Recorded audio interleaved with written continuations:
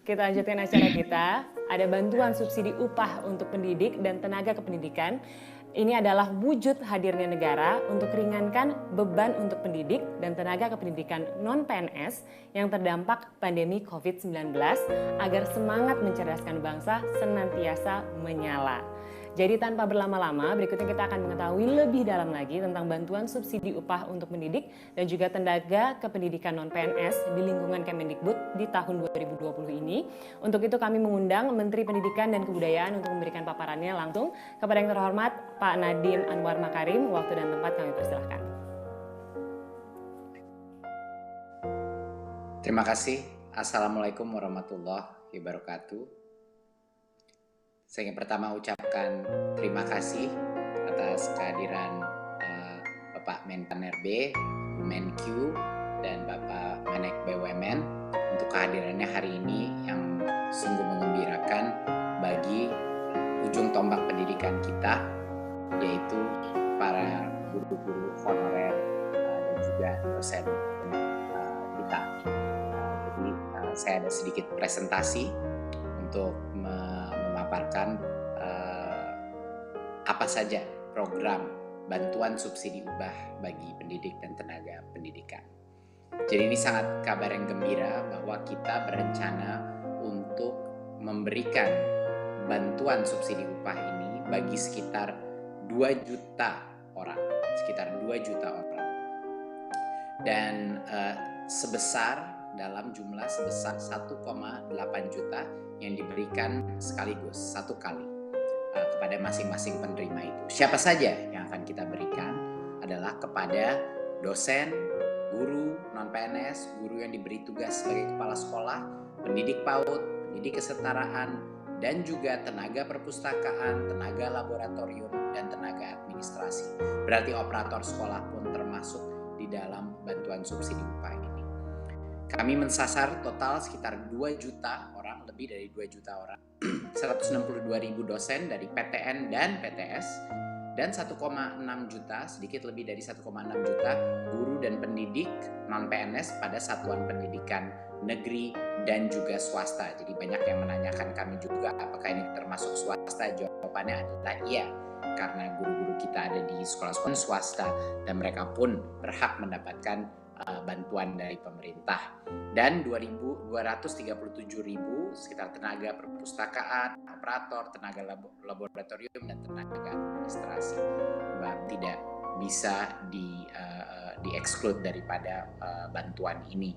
Nah, salah satu hal kenapa kita pemerintah melakukan bantuan subsidi upah adalah untuk membantu ujung tombak pendidikan kita di berbagai macam sekolah kita yang sudah berjasa untuk membantu pendidikan anak-anak kita, tapi mungkin di situasi seperti pandemi ini ada berbagai macam gejolak, bukan saja di bidang pembelajaran tapi juga di bidang ekonomi, dan kami menyadari ini. Dan sekali lagi ini adalah hasil dari perjuangan bukan hanya Kemendikbud, tapi hasil perjuangan dari Kemenpan RB, Kemenkyu, Menek BUMN, dan tentu saja dorongan dari Pak Presiden, dan juga dari dukungan penuh dari Komisi 10 DPR RI yang telah juga berjuang untuk bantuan ini. Berikut. Apa saja persyaratan bagi pendidik dan tenaga pendidikan non-PNS untuk menerima BSU? Kami di Kemendikbud selalu dalam melakukan bantuan sosial apapun atau bantuan pendamping seperti pada saat kita melakukan kuota, selalu mengutamakan kesederhanaan daripada kriteria sehingga memudahkan para penerima untuk mendapatkannya.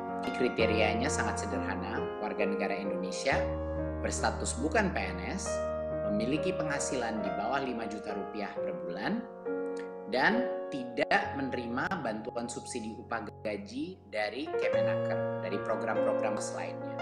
Ini dan juga tidak menerima kartu prakerja sampai dengan tanggal 1 Oktober 2020. Alasan kenapa kita tidak memberikan ini agar bantuan sosial kita itu adil dan tidak tumpang tindih. Tidak ada individu yang menerima bantuan berlimpah sehingga yang lain tidak mendapatkan. Jadi ini merupakan suatu syariah kami yang sangat sederhana sehingga semua bisa menerima dengan cepat dan efisien. Yang berikut,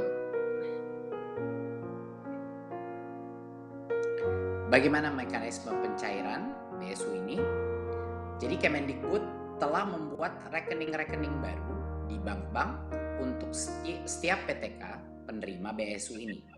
Bantuan itu disalurkan secara bertahap sampai dengan akhir November 2020 ya.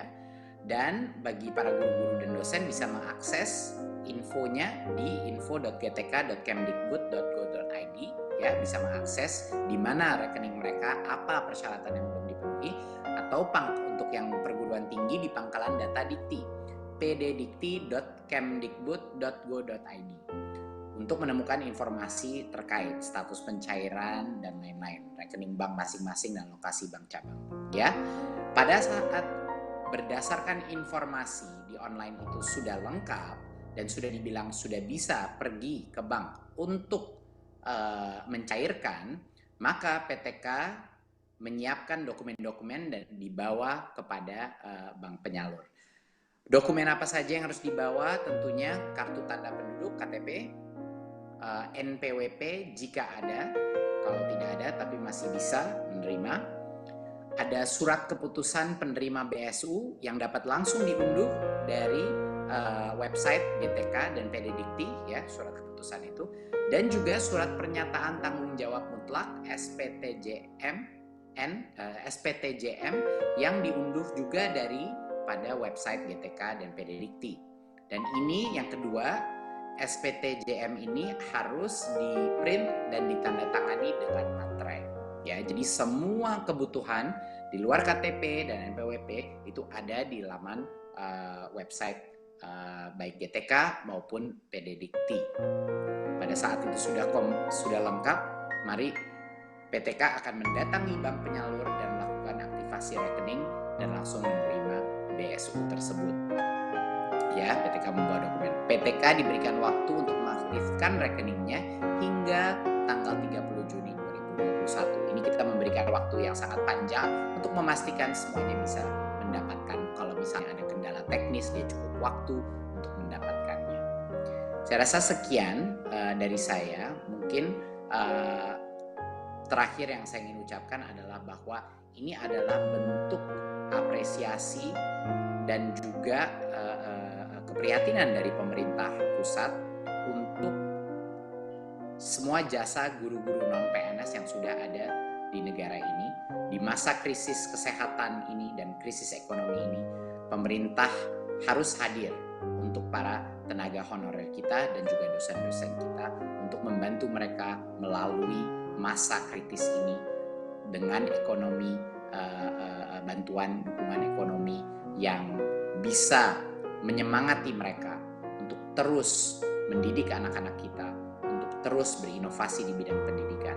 Terima kasih. Wassalamualaikum warahmatullahi wabarakatuh. Waalaikumsalam. Terima kasih banyak Bapak Nadiem Anwar Makarim atas paparannya. Dan selanjutnya kita akan sama-sama melihat tanggapan dari para pendidik dan juga tenaga kependidikan di Indonesia tentang BSU PTK Kemendikbud ini seperti apa. Mari kita lihat tayangan berikut ini.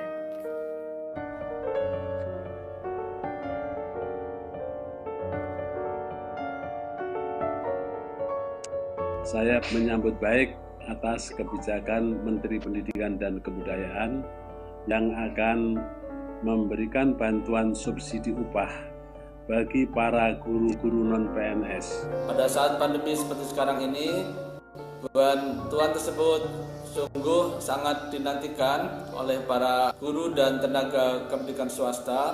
Banyak di antara para guru dan tenaga pendidikan tidak bisa mendapatkan gaji secara rutin di awal bulannya. Saya yakin mereka akan berterima kasih sekali menerima bantuan ini. Kami tahu semua bahwa kondisi mereka sangat memprihatinkan, beban semakin berat, sementara mereka juga kondisi ekonominya semakin melemah.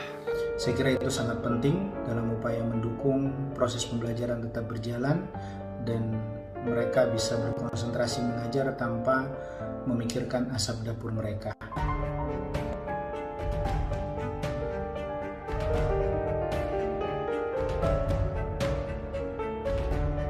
tentu baiknya bantuan ini bisa langsung melalui rekening bank masing-masing para dosen dan tenaga biar akuntabel. Karena dengan demikian lebih mudah dicek, diverifikasi, lebih mudah diterima juga, dan juga meminimalisir potensi dari penyelewengan.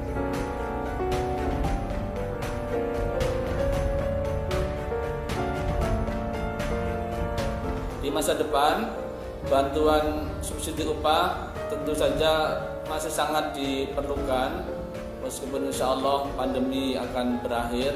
Semoga bantuan subsidi tersebut disalurkan tepat waktu dan tepat sasaran kepada guru non-PNS yang sangat membutuhkan. Harapan saya adalah bahwa program ini dipermanenkan karena ini sudah menjadi bagian janji Pak Presiden Jokowi di masa akhir periodenya. Beliau berkonsentrasi kepada pengembangan sumber daya manusia. Mesin daripada pengembangan sumber daya manusia adalah guru dan tenaga kependidikan tadi. Dan selanjutnya kami berharap perhatian lebih besar lagi kepada kawan-kawan guru non-PNS, terutama dalam upaya memastikan mereka memiliki kualitas dan posisi sebagai guru profesional. Kami berharap Kementerian Pendidikan dan Kebudayaan bisa membantu guru-guru ini untuk sesegera mungkin menjadi guru-guru profesional. Peluncuran bantuan subsidi upah bagi pendidik dan tenaga kependidikan non-PNS diharapkan dapat mendukung pendidik dan tenaga kependidikan dalam menjalankan tugas mulianya, yaitu mendidik anak bangsa yang dalam situasi pandemi ini menjadi lebih menantang dibandingkan tahun-tahun sebelumnya.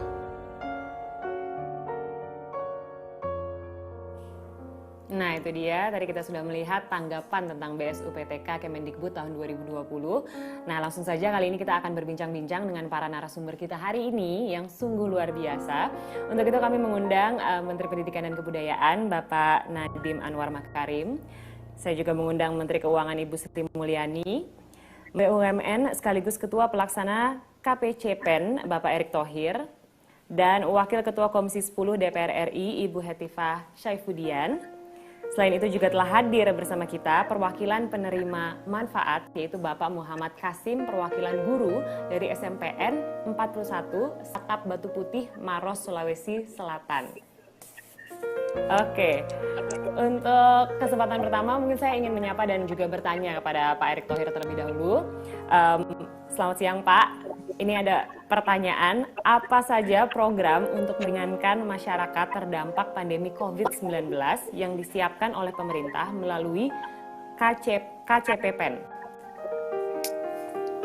Ya, terima kasih. Saya rasa di sini juga ada Ibu Menkyu yang merupakan wakil ketua, dan tanpa dukungan beliau tidak mungkin juga kami KPCPN bisa berjalan. Tentu sesuai dengan arahan Bapak Presiden dan diskusi dengan pimpinan, yaitu Pak Erlangga sebagai Menteri dan tentu juga di situ terlibat beberapa menteri senior lain. Bagaimana memang program Indonesia Sehat, Indonesia Bekerja, Indonesia Tumbuh bisa berjalan dengan baik. Di mana untuk program Indonesia Sehat yang kita ketahui memang seperti yang sudah disampaikan sebelumnya, selain bagaimana kita memperkuat tracing, tracking, dan lain-lain, juga sekarang masuk ke program coba vaksinasi di awal tahun depan atau lebih awal. Dan tentu yang terpenting pada Indonesia Sehat ini juga didampingi yaitu Indonesia Bekerja.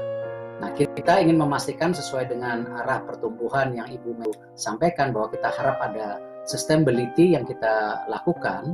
Karena itu pada saat masyarakat ini sangat membutuhkan, karena itu kami pemerintah hadir menolong banyak program-program, salah satunya yang hari ini bagaimana kita memberikan bantuan kepada pendada pendidik, ya baik yang ada di Mendiknas ataupun di Menteri Agama, yang kemarin sebelumnya juga kita luncurkan yang namanya pulsa untuk bantuan juga, tetapi tidak hanya di situ, banyak sekali program lain, apakah program prakerja, bansos, desa, dan seterusnya. Dan ini tidak lain ingin membantu daripada masyarakat yang pada saat ini memang perlu bantuan dari pemerintah. Tetapi kita tidak boleh berpuas di situ. Kita tetap berharap Indonesia ke depan tumbuh, karena itu tetap investasi yang dilakukan pemerintah apakah pembukaan lapangan kerja, apakah pembangunan infrastruktur, food estate, dan lain-lain tetap dijalankan berkesinambungan untuk agar ketika COVID-19 ini bisa recovery, Indonesia tetap tumbuh seperti diharapkan. Selanjutnya saya juga ingin tahu Pak, bagaimana peranan bank pemerintah dalam menyalurkan bantuan seperti BSU ini? Ya, saya rasa terima kasih kepada Menteri Pendidikan ya, dan juga Bu Menlu yang hadir, bahwa kami memang di bank pemerintah terus diberi kepercayaan untuk membantu program-program pemerintah. Yang kemarin juga kita lakukan, apakah bantuan Presiden untuk usaha mikro, juga kami terlibat. Lalu juga sekarang kita lakukan seperti hari ini untuk tambahan honorer untuk tenaga pendidik, apakah subsidi gaji. Nah, karena itu kami di Kementerian BUMN sangat berharap Himbara terus berkonsolidasi, terus memperbaiki sistem dan servisnya. Dan yang paling penting mendukung program Satu Data pemerintah. Karena itu kemarin kita sudah sampaikan juga, khususnya nanti untuk usaha mikro, kita coba sinergikan BRI, Penggadaian, dan juga PNM untuk bisa mempunyai program Satu Data, seperti juga bagaimana konsolidasi daripada Himbara yang ada di banknya, syariah. Nah, ini juga kenapa penting, karena kita ingin mendukung program pemerintah ke depan, bahwa data-data ini akurat dan bisa dipertanggungjawabkan, tidak salah sasaran. Karena itu tentu terima kasih atas kepercayaan. Terima kasih banyak Pak Erick Thohir untuk jawabannya. Selanjutnya saya juga ingin bertanya kepada Ibu Sri Mulyani. Selamat siang, Bu Ani. Selamat siang. Bu, pertanyaan pertama, selaku Bendahara Negara, bagaimana Kemenq memfasilitasi pendanaan bagi penanganan COVID-19 dan juga pemulihan ekonomi nasional saat ini? COVID ini kan sesuatu yang luar biasa, merupakan shock terhadap keseluruhan ekonomi dan negara. Jadi pertama, untuk bisa mendukung dengan APBN harus ada landasan hukumnya. Makanya Bapak Presiden mengeluarkan peraturan pemerintah pengganti undang-undang yang menjadi Perpu nomor 1 itu menjadi Undang-Undang nomor 2. Berdasarkan itu kemudian dilakukanlah seluruh redesign anggaran dari sisi belanja, terutama bagaimana kita memfokuskan untuk bidang kesehatan, bidang membantu masyarakat, bansos. Kalau kesehatan itu 97,26 triliun, perlindungan sosial dalam bentuk bansos, itu termasuk yang hari ini dibahas itu 234,33 triliun, mendukung usaha kecil menengah 114,8 triliun, insentif bagi dunia usaha agar mereka bisa survive dan bisa pulih kembali 120 triliun, kemudian program untuk membantu sektor dan pemerintah daerah 65,97 triliun, serta pembiayaan korporasi, terutama mendukung itu seluruh perusahaan yang di bawah Kementerian BUMN Pak Erick. Nah, dari seluruh belanja-belanja yang sangat besar itu tujuannya adalah satu, karena ini adalah masalahnya penyebabnya COVID, ya pertama membuat pemerintah dan pemerintah daerah dalam hal ini untuk mampu menangani pandemi tersebut. Makanya alokasinya meningkat cukup besar untuk bidang kesehatan.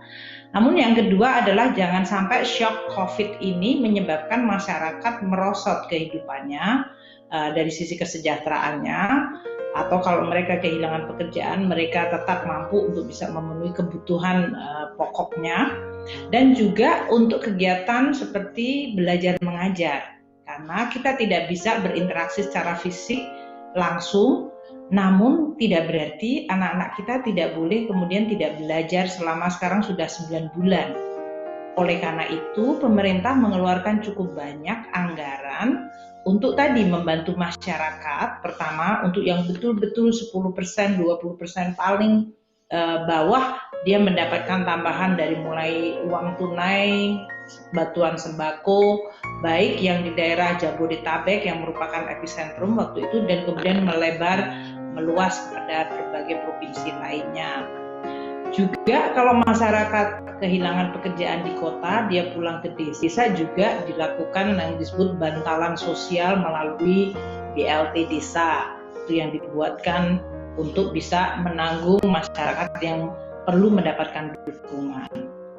Nah, khusus untuk bidang pendidikan, karena ini adalah sesuatu di mana kita tiba-tiba harus berpindah menuju kepada pendidikan secara online, maka dilakukanlah langkah-langkah untuk membantu, dan itu pun terus direview, karena pada awal kita fokusnya memang COVID, maka kesehatan, kemudian membantu masyarakat melalui bansos. Tapi kemudian kita tahu bahwa banyak murid-murid di bawah Pak Mendikbud, Pak Mas Nadiem, atau Kementerian Agama, mereka itu tidak memiliki akses terhadap internet atau tidak bisa membayar internet. Maka dilakukanlah berbagai langkah untuk membantu masyarakat agar kegiatan belajar mengajar meskipun tidak bertemu secara fisik tetap bisa dilakukan dengan memberikan bantuan internet. Itu yang diberikan kepada seluruh murid di seluruh Indonesia, baik yang di Kemendikbud maupun Kemenak seperti pesantren dan madrasah dan pendidikan agama yang lain. Tidak hanya muridnya, tidak hanya mahasiswa, tapi juga guru dan dosen juga diberikan bantuan dalam bentuk internet ini. Ini yang menyebabkan juga tambahan untuk subsidi dari sisi internet. Kemudian kita melihat bahwa waktu kemudian jumlah penerima bantuan masyarakat, terutama yang mereka di bawah 5 juta pendapatannya dari BPJS Tenaga Kerja, maka kita melihat untuk guru-guru honorer atau tenaga pendidikan yang bukan guru seperti pustakawan dan yang lain-lain, mereka juga pendapatannya juga mungkin banyak yang tadi 1,6 juta, di bawah 5 juta atau sampai dengan 5 juta. Maka kemudian dilakukanlah alokasi bantuan waktu pemerintah memberikan bantuan upah atau bantuan gaji bagi mereka yang pendapatannya di bawah 5 juta. Kita menggunakan mekanisme BPJS Tenaga Kerja maupun para guru yang ada di bawah tempatnya Pak Nadiem dan tempatnya Menteri Agama. Inilah yang kita tambahkan tadi anggarannya untuk bantuan gaji guru honorer di Kemendikbud dan gaji guru honorer di Kementerian Agama. Totalnya bisa mencapai lebih dari 2,4 juta orang. Tadi Pak Nadiem menyampaikan 1,6 juta di bawah Kementerian Pendidikan. Di bawah Kementerian Agama ada 0,8 juta. Dan total bantuannya itu juga meningkat dalam hal ini tadi 600.000 dikalikan atau dalam 3 bulan ditransfer langsung kepada account mereka masing-masing. Dalam hal ini kita tentu mengetahui bahwa ini adalah suatu suasana yang sangat tidak biasa, extraordinary. Makanya pemerintah itu membantu masyarakat melalui identifikasi siapa target grupnya, termasuk dalam hal ini masyarakat diberikan bantuan listriknya, yang mereka yang listriknya 450 VA dibebaskan selama 6 bulan, yang listriknya 900 VA diberikan diskon 50%. Ini tujuannya supaya karena masyarakat sekarang kegiatannya lebih banyak di dalam rumah, maka mereka tidak menjadi beban yang tambahan. Jadi pemerintah memang membantunya melalui berbagai saluran. Tadi yang dari sisi targetnya masyarakat, yang terutama sangat rentan, yang sangat membutuhkan, diberikan direct atau langsung baik dalam bentuk bantuan tunai maupun sembako. Kemudian untuk UMKM yang sekali itu juga kita berikan dalam berbagai bantuan yang diberikan pada mereka melalui jalur tambahan biaya atau bantuan produktif seperti modal kerja 2,4 juta per UMKM. Kemudian juga diberikan subsidi bunga supaya mereka meminjam atau pinjamannya yang sekarang dibebaskan bunganya untuk yang pinjamannya kecil banget UMKM itu, dan kemudian juga diberikan jeda supaya mereka tidak perlu harus membayar pada saat ekonomi lagi mengalami tekanan. Jadi memang banyak sekali yang dilakukan pemerintah. Saya ingin menutup dengan mengatakan dalam situasi COVID ini semua mengalami shock. Sebetulnya APBN yang dikelola oleh pemerintah, keuangan negara juga mengalami shock. Namun tidak boleh dibiarkan bahwa shock itu kemudian menghancurkan seluruh hal dari mulai kesehatan, sosial, kegiatan pendidikan, kemudian dari sisi usaha kecil menengah dan ekonomi. Maka APBN bekerja ekstra keras. Kita dibolehkan memiliki defisit di atas 3%. Itu karena penerimaan perpajakan kita turun. Semua pembayar pajak sedang kesusahan, sebagian besar. Namun belanja-belanja itu penting sekali bagi kita karena memang masyarakat nggak bisa menunggu. Dan itulah yang menjadi fungsi peranan penting dari anggaran pendapatan belanja negara atau kebijakan keuangan negara. Ini yang tadi disebutkan melalui keuangan negara lah negara hadir pada saat rakyat menghadapi kesusahan. Mungkin itu moga-moga membantu apa yang dipertanyakan tadi. Terima kasih. Baik, terima kasih banyak Ibu Sri Mulyani untuk jawabannya. Selanjutnya saya akan ke Ibu Hetifah Syaifuddin. Ibu Hetifah, saya ingin tahu bagaimana sebenarnya Komisi 10 DPR RI melihat program BSU Kemendikbud ini. Silakan Bu Hetifah. Ya, Mbak Ami, RI fungsi pertama dalam era COVID adalah menerima aspirasi, keluhan-keluhan, dan juga kritikan-kritikan khususnya menyoroti pendidikan di masa pandemi. Dari mulai ketidaknyamanan siswa yang mungkin mulai merasa belajar di rumah bosan, keluhan orang tua yang harus mendampingi anak padahal mereka juga harus bekerja, ditambah juga biaya kuota dan lain-lain. Nah, sudah pastilah ya guru, dosen, dan juga tenaga kependidikan itu menjadi ujung tombak supaya kita bisa memastikan di era pandemi ini hak-hak masyarakat untuk pendidikan yang berkualitas tetap bisa diberikan.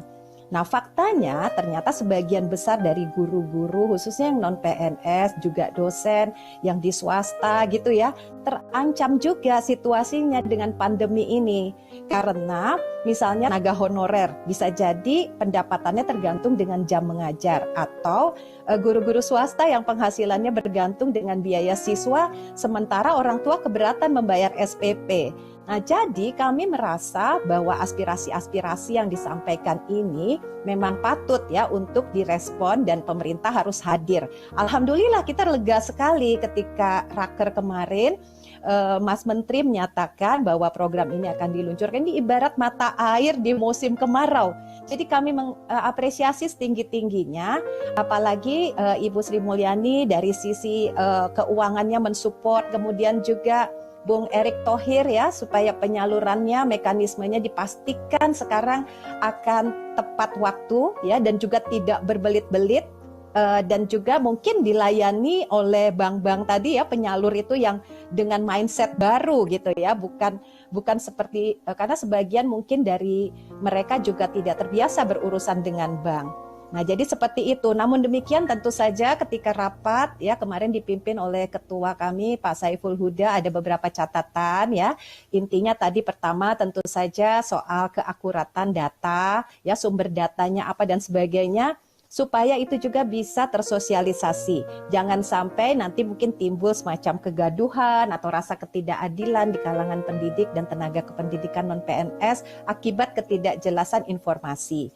Nah, kemudian tadi juga dari testimoni disebutkan kan harapan-harapan terkait dengan akuntabilitas gitu ya. Saya kira apa yang dikemukakan Mas Mendikbud, Mas Nadiem tadi itu bagus sekali. Namun tetap Mas barangkali ke depan tetap harus ada semacam complaint handling system gitu ya, atau mungkin hotline service untuk membantu para pendidik atau tenaga kependidikan yang mungkin di dalam prosesnya menghadapi kendala-kendala lah, apapun yang mereka ingin tanyakan itu kemana gitu kontak yang bisa mereka hubungi. Mungkin ada yang merasa eligible tapi tidak ada di dalam daftar, mereka bisa bertanya kemana.